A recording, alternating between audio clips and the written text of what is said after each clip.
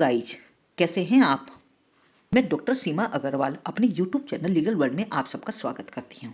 जैसा कि आप सब जानते हैं, मैंने ड्राफ्टिंग, प्लीडिंग एंड कन्वेंसिंग से संबंधित एक सीरीज स्टार्ट की है, जिसमें मैं आपको अलग अलग ड्राफ्ट तैयार करने बता रही हूँ कि एक सफल वकील बनने के लिए ज़रूरी है कि आपकी ड्राफ्टिंग अच्छी होनी चाहिए, क्योंकि ड्राफ्टिंग एक ऐसी कला है जो लीगल डॉक्यूमेंट्स को तैयार करने के लिए यूज की जाती है। और जब तक आपको वो लीगल डॉक्यूमेंट्स के ड्राफ्ट तैयार करने नहीं आएंगे तो आप एक सफल लॉयर नहीं बन पाएंगे। और इसी प्रयास में मैं लगी हुई हूँ कि आप एक सफल लॉयर बन सकें। इस वीडियो में आज मैं एक specific performance of the contract के लिए एक प्लेंट ड्राफ्ट करने वाली हूँ। मैंने आपको प्रीवियस वीडियो में बताया था कि जब भी कहीं आप ड्राफ्ट तैयार करते हैं तो उसका एक स्पेसिफिक परफॉर्मा होता है और हर चीज़ को सीरीज वाइज दिया जाता है। जैसा कि मैंने यहाँ पर बनाया है कि specific performance of the contract, आपने किसी पार्टी के साथ एक कॉन्ट्रैक्ट किया था जिसकी आप परफॉर्मेंस चाहते हैं, आप स्पेसिफिक परफॉर्मेंस चाहते हैं, तो इसके लिए मुझे एक वाद कोर्ट के समक्ष प्रस्तुत करना है। तो जैसा मैंने आपको बताया था, जब भी कोई वाद पत्र प्रस्तुत किया जाएगा तो सबसे पहले आपको उस कोर्ट का नाम देना होगा जिसके अंदर आप अपने वाद पत्र को प्रस्तुत करने वाले हैं। जैसा कि क्योंकि मैं इस वाद पत्र को सिविल जज की कोर्ट में प्रस्तुत करने वाली हूँ, तो मैंने कैसे दिया है, in the court of senior civil जज जो दिल्ली में है। जैसे मैंने यहाँ पे लिखा है कि पहले कोर्ट का नाम, उसके बाद उसका एड्रेस, देन आफ्टर आपको मुकदमे का नंबर देना है, वाद संख्या देनी है, suit number, and then after you must give the description of the parties and every plaint must have 2 parties. जैसा मैंने आपको बताया था कि हर प्लेंट के अंदर आपको 2 तरह की पार्टी देखने को मिलती है। पहला प्लेंटिफ, जिसे वादी कहते हैं, वर्सिस बनाम किसके विरुद्ध वाद प्रस्तुत किया जाता है, प्रतिवादी के विरुद्ध, जिसे डिफेंडेंट के नाम से जानते हैं। क्योंकि इस मुकदमे में मेरी जो पार्टी है वो ABC है और जो प्रतिवादी है वो XYZ है, तो यहाँ मैंने कैसे डिस्क्रिप्शन देना होगा कि पहले उस पार्टी का नाम ABC, सन या डॉटर ऑफ, जो भी उसके पिता का नाम है, उसकी एज, उसका रेजिडेंस, ये सब चीज़ें मुझे देनी होगी। और यहाँ पे इन सब डिस्क्रिप्शंस को देने के पश्चात ये मुझे यह बताना होगा आगे कि ये वादी है कि प्रतिवादी है। तो यहाँ पे मैंने डिस्क्रिप्शन दी, उसके बाद मैंने आगे डॉट लगाकर लिखा है प्लेंटिफ, जिसे हिंदी में क्या लिखेंगे, वादी। वर्सिस मतलब बनाम, किसके विरुद्ध वाद प्रस्तुत करने वाले हैं, तो यहाँ पे वर्सिस आपको लिखना है, बनाम वो आप लेफ्ट साइड में भी ले सकते हैं या फिर मीडियम में भी ले सकते हैं, मिडल में भी ले सकते हैं। तो यहाँ पे मैंने लेफ्ट में लिखा है वर्सिस बनाम किसके विरुद्ध वाद प्रस्तुत करने वाले हैं, XYZ के खिलाफ। इसी जैसे मैंने आपको प्लेंटिफ डिस्क्रिप्शन बताई थी, उसी प्रकार से प्रतिवादी की देनी है।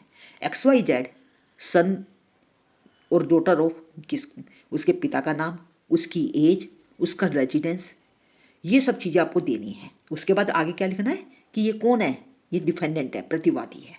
तो आगे जाकर आपको प्लेंटिफ की ही सीध में डॉट लगाते हुए क्या लिखना है, प्रतिवादी या डिफेंडेंट। उसके बाद मैंने आपको बताया था आपको अपने विषय से कोर्ट को अवगत कराना है। तो यहाँ पे आपको विषय क्या है, suit for the specific performance of the contract, क्योंकि ये जो मेरा मुकदमा है ये specific performance of the contract के लिए है। तो यहाँ पे मैंने अपने मुकदमे का टाइटल लिखा है suit for the specific performance of the contract. उसके बाद आपको बताएंगे sir the plaintiff above named, यहाँ पे जो ऊपर मैंने प्लेंटिफ का ब्यौरा दिया है वो यह कहना चाहता है, the plaintiff above named most respectfully submits as under, या फिर आप इसके लिए और भी लैंग्वेज यूज कर सकते हैं, plaintiff above named showeth most respectfully स्वाथ।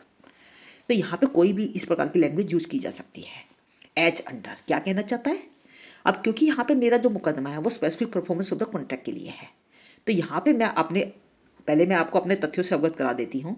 क्योंकि यहाँ पे जो प्लेंटिफ है वो एक बिजनेस मैन है जो एक प्रकार की स्टेशनरी वगैरह से के मैन्युफैक्चर और सेल से संबंधित बिजनेस कर रहा है। यहाँ पे जो डिफेंडेंट है वो उस प्लेंटिफ से उस स्टेशनरी के सामान की सेल वगैरह, मतलब सामान खरीदता है। तो यहाँ पर उसके संबंध में उसका एक कॉन्ट्रैक्ट हुआ है, खरीदता है, और वो उसके पास जनरली आता है। एक दिन अचानक डिफेंडेंट प्लेंटिफ से अपनी एक लैंड को बेचने का कॉन्ट्रैक्ट कर लेता है और जिसके संबंध में एक एग्रीमेंट भी तैयार किया जाता है। और वो जिस तारीख को उस कॉन्ट्रैक्ट को परफॉर्म करना होता है, प्लेंटिफ उस दिन वहाँ पे उस एग्रीमेंट को परफॉर्म करने के लिए शामिल नहीं होता। जिसकी वजह से इस कॉन्ट्रैक्ट का वायलेशन हो जाता है। परंतु यहाँ पर प्लेंटिफ अपने उस कॉन्ट्रैक्ट को परफॉर्म करवाना चाहता है, क्योंकि वो जो बिल्डिंग जिसके लिए उसने कॉन्ट्रैक्ट किया था वो उस बिल्डिंग उसके बिजनेस पर्पज़ के लिए बहुत ज़रूरी है, जिसकी वो स्पेसिफिक परफॉर्मेंस करवाना चाहता है। तो इस प्रकार से मुझे अपने तथ्यों से अवगत कराना है। तो यहाँ मैंने पैराग्राफ वाइज हर पैराग्राफ में एक अलग तथ्य दिया जाएगा। तो जैसे मैंने यहाँ पे पहला पैराग्राफ लिखा है कि plaintiff is a businessman by profession and engaged in the manufacture and sale of stationery. तो क्योंकि यहाँ पे वादी जो है वो एक प्रकार का बिजनेसमैन है, व्यवसायी है, जो स्टेशनरी के सामान की मैन्युफैक्चरिंग और सेल के से संबंधित बिजनेस में रत है। इस सेकंड पैराग्राफ में कह दिया है कि जो डिफेंडेंट है वो एक यहाँ पर प्लेंटिफ के पास उसके पास सेल मैनेजर के रूप में आता है। तो defendant is at all the material times was in the employment of the company was employ in the employment of the company. यहाँ पे जो डिफेंडेंट है जो वो एक कंपनी के अंदर कार्य करता है, जहाँ पर वो सेल्स मैनेजर के रूप में कार्य करता है। तो यहाँ पे मुझे डिफेंडेंट का ब्यौरा देना है कि डिफेंडेंट जो है वो एक कंपनी के अंदर कार्यरत है जिसके अंदर वो सेल्स मैनेजर के रूप में कार्य करता है, और डिफेंडेंट ने प्लेंटिफ से एक पीस ऑफ लैंड को बेचने के लिए कॉन्ट्रैक्ट किया था। तो क्या से बताएंगे that the defendant contracted to sell the plaintiff an open piece of land.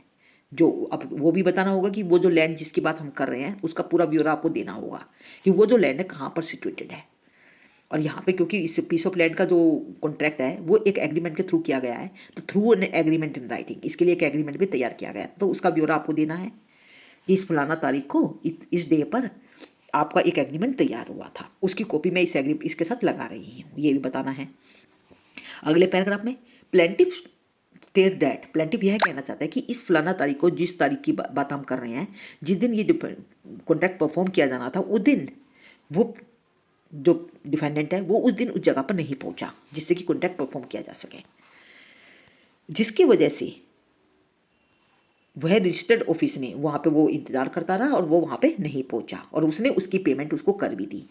तो क्या से बताना है that the plaintiff states that on the जो भी डे है plaintiff paid the defendant sum of amount, उस लैंड के लिए जो भी उसको अमाउंट पे करना था उसने उसको उसकी अर्नेस्ट मनी जो है वो उसको पे कर दी थी। और यहाँ पर देर आफ्टर जिस तारीख को वो कॉन्ट्रैक्ट परफॉर्म किया जाना था plaintiff sent register letter, plaintiff ने उसका एक रजिस्टर लेटर डिफेंडेंट को भेज दिया कि भाई आप इस फलाना तारीख को यहाँ पर इस कॉन्ट्रैक्ट को परफॉर्म कर दीजिए। परंतु वहाँ पर डिफेंडेंट नहीं आया। That the defendant failed and neglected to complete the said agreement. आपको ये बताना है कि यहाँ पे जो डिफेंडेंट है उस एग्रीमेंट को परफॉर्म नहीं कर पाया, इस फलाना तारीख को परफॉर्म नहीं कर पाया। Whereby the plaintiff was put in the unnecessary inconvenience, जिसकी वजह से प्लेंटिफ को इनकन्वीनियंस का सामना करना पड़ा और उसको डैमेज भी हुआ, नुकसान भी हुआ। अगले पैराग्राफ में आपको क्या बताना है कि the plaintiff has always been still is ready and willing to perform the contract. यहाँ पे ये बताना है कि जो वादी है वो अपने कॉन्ट्रैक्ट को परफॉर्म करने के लिए अपने पार्ट की जो भी उसका जो कॉन्ट्रैक्ट परफॉर्म करने के लिए जो भी जरूरी है वो पूरा सब करने के लिए तैयार है। परंतु यहाँ पे डिफेंडेंट जो है is fully aware of the fact, और डिफेंडेंट को भी इस बारे में जानकारी है कि प्लेंटिफ अपने पार्ट को परफॉर्म करने के लिए तैयार है।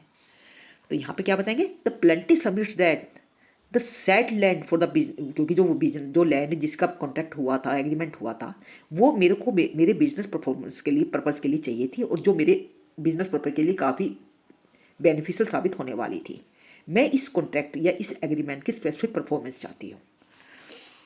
ही विल सफ़र, यदि ऐसा नहीं हुआ तो मुझे काफ़ी बड़ा लॉस होने वाला है। अतः यहाँ पर डिफेंडेंट को यह कहा जाए कि वो इस एग्रीमेंट को पूरा करे, वो इस कॉन्ट्रैक्ट को परफॉर्म करे। तो I want the specific performance of the contract. तो ये सब चीज़ें आपको यहाँ पर कोर्ट के अंदर ये जो वाद पत्र के थ्रू अवगत कराने होंगे, इन फैक्ट से अवगत कराना होगा। और जैसे कि मैंने आपको बताया था कि हनुमान को उसकी पावर याद दिलानी पड़ती है, तो यहाँ पर कोर्ट भी आपका एक हनुमान है जिसको उसका जुरिडिक्शन हमेशा याद दिलवाना पड़ेगा। तो यहाँ भी इससे संबंधित तथ्य आपको देना होगा कि इस माननीय अदालत को इस मुकदमे को एंटरटेन करने का जुरिडिक्शन है। और यहाँ पे ये भी बताना होगा कि ये जो मुकदमा फाइल किया जा रहा है ये लिमिटेशन पीरियड के अंदर फाइल किया जा रहा है और और यहाँ पे इस मुकदमे की जो subject matter of the value है वह भी, उसकी जो कोर्ट फी है वो भी पे कर दी गई है, और यहाँ पे जो मॉनेटरी जुरिडिक्शन है वो भी इसका मुकदमे के जुरिडिक्शन में आता है। तो ये सब पावर आपको याद दिलानी होगी, क्योंकि ये आपके फॉर्मल पार्ट है जो और मुकदमे के अंदर दिया जाना अनिवार्य है। तो जैसे कि मैंने यहाँ भी दिया है कि that the suit has been filed within the period of limitation. Secondly मैंने आपको यहाँ पे क्या लगा है, the purpose of the court fee, for the purpose of the court fee and jurisdiction the plaintiff value of the suit, जितनी भी आपकी वैल्यू है वो बता देनी है, हैज बीन पेड, उसको पे कर दिया गया है। And the plaintiff will rely on the documents list, और यहाँ पे आपको ये भी बताना है कि ये जो डॉक्यूमेंट्स है, जैसे कि मैंने यहाँ पे बताया था कि एग्रीमेंट बना था आपको ज़मीन को बेचने के संबंध में, वो एग्रीमेंट की कॉपी आपको यहाँ लगानी है। तो आपको ये बताना है कि यहाँ पे जितने भी ऐसे डॉक्यूमेंट जिसके संबंध में मैं आपको यहाँ पे बता रही हूँ उसके वो डॉक्यूमेंट्स यहाँ पे लगाए जा रहे हैं। तो plaintiff will rely on the documents list thereof that is attest here, ये बताना है। तो ये मैंने पूरा का पूरा आपको कॉज ऑफ एक्शन बताया है, बॉडी ऑफ द प्लेंट। इसके बाद आपको अपना प्रेयर क्लोज या रिलीफ क्लोज लिखना है। जैसा कि मैंने आपको बताया था कि वादी यहाँ पर सभी के सभी रिलीफ जो वो चाहता है, यहाँ पे यदि एक से ज़्यादा रिलीफ है तो हर सेपरेट पैराग्राफ में एक रिलीफ दिया जाना चाहिए, और वो सभी रिलीफ जो वो चाहेगा उन सबको दिया जाना अनिवार्य है। यदि उसने कोई रिलीफ देना वो भूल जाता है तो ऐसी स्थिति में वो बाद में क्लेम नहीं कर सकता। तो यहाँ पे मैंने जैसा दिया है कि plaintiff therefore prays that, क्या कहना चाहता है कि that the defendant be ordered and decreed to specifically performance of the agreement, क्योंकि वहाँ पे specific performance of the contract में चाहती हूँ। तो यहाँ पे ये बताना है कि डिफेंडेंट को ये ऑर्डर दिया जाए और ये डिक्री पास की जाए कि वो इस एग्रीमेंट की स्पेसिफिक परफॉर्मेंस करे। एंड द प्लेंटिफ, ये जो एग्रीमेंट है ये क्योंकि प्लेंटिफ और डिफेंडेंट के बीच में हुआ है, और यहाँ पर जितनी भी नेसेसरी जो भी इसकी एग्रीमेंट को पूरा करने के लिए जो भी पार्ट होंगे वो सब वो परफॉर्म करने के लिए तैयार है। एंड और सेकंड रिलीफ मैंने क्या कहा है, that the defendant be ordered and decreed to pay the plaintiff the cost of the suit. यहाँ पे क्योंकि जो मुकदमा मैं फाइल कर रही हूँ, क्योंकि इसको फाइल करने में भी मेरे कॉस्ट लग रही है, तो प्लेंटिफ को यह भी कहा जाए, सॉरी डिफेंडेंट को यह भी कहा जाए कि ये जो मुकदमा है इसको फाइल करने की जितनी भी कॉस्ट आती है वो इसको भी पे करे। तो यहाँ पे कैसे बताएंगे, that the defendant be order and decreed to pay the plaintiff the cost of the present suit. इस प्रेजेंट सूट को फाइल करने के लिए जितनी भी कॉस्ट आएगी वो सारी कॉस्ट भी डिफेंडेंट को पे करने के लिए कहा जाए। तीसरा relief, that such further and other relief, मैंने आपको जैसा बताया था कि कोर्ट को यह भी कहना है कि इसके अलावा कोई और रिलीफ यदि कोर्ट मेरे को ग्रांट कर सकती है जो मेरे लिए सही हो, कोर्ट को सही लगे, वो भी वो दे सकती है। तो कैसे कहेंगे, that such other relief that may be granted to the plaintiff as the nature and the circumstances of the case में रिक्वायर, जो मैंने कोर्ट को सर्कमस्टांसिस बताई है, जो भी केस बताया है उसमें जैसी रिक्वायरमेंट होती है, यदि कोर्ट को ऐसा लगता है कि कोई और रिलीफ दिया जा सकता है जैसे जो कोर्ट सही समझे वो भी दिया जा सकता है। तो ये जैसा कि मैंने आपको बताया, यहाँ पर हर रिलीफ को अलग अलग पैराग्राफ में क्लेम किया जाएगा और हर रिलीफ को देना अनिवार्य है। और रिलीफ को देने के पश्चात प्लेंटिफ जो साइन करेगा और उसका जो एडवोकेट है जिनके थ्रू वो मुकदमा फाइल कर रहा है वो उसके द्वारा भी इसको जो प्लेंट है उसको साइन किया जाएगा। यहाँ पर इन सब चीज़ों को देने के पश्चात प्लेंटिफ और उसके वकील के द्वारा इसे साइन किया जाएगा और साइड में प्लेस और डेट भी दी जाएगी। और जैसा कि मैंने आपको बताया था, हर प्लेंट को एक वेरिफिकेशन देना अनिवार्य है।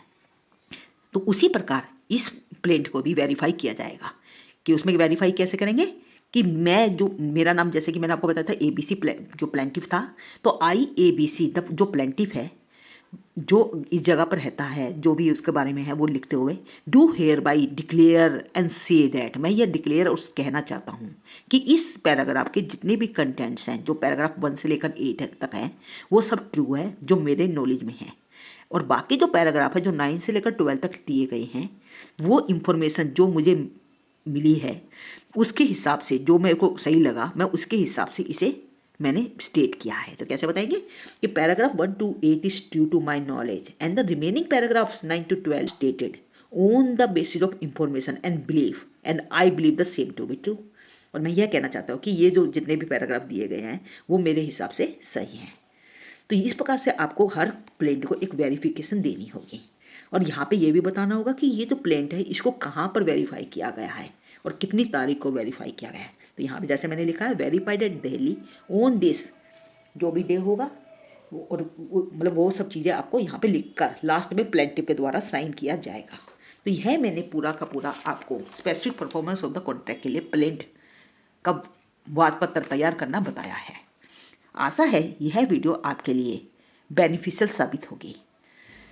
In case if you have any doubt, you must put down in the comment section and don't forget to like, share and subscribe this channel for the further update. Thank